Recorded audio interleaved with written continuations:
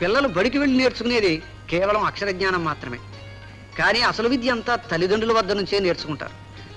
వాళ్ళు తాగినా, అబద్ధాలు చెప్పినా, మోసాలు చేసినా, నిజాయితీగా బతికినా, నిజం చెప్పినా తల్లిదండ్రుల ప్రవర్తన మీదే ఆధారపడి ఉంటుంది. పెద్దవుతూ బయట ప్రపంచంలో అడుగు పెట్టిన తర్వాత ఇక్కడ నేర్చుకున్న దాన్నే ప్రపంచం అనే విశ్వవిద్యాలయంలో బ్రతుకు తెరువుకై పెద్ద ఎత్తున మెరుగులు దిద్దుకుంటారు. అంటే నువ్వు అబద్ధం చెప్పు అని నువ్వు నీ నోటితో వాడికి చెప్పక్కర్లేదు.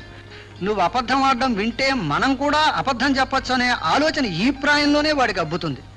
నువ్వు తాగు అని చెప్పక్కర్లేదు, వాడికి కనిపించేలా తాగితే చాలు. తల్లి తండ్రి ఇద్దరు ప్రవర్తనను బట్టి పిల్లలు పెరుగుతారు. వాళ్ళకి ఇల్లే మొదటి బడి. వాడి భవిష్యత్తు దిద్దడం మీ చేతుల్లోనే ఉంది.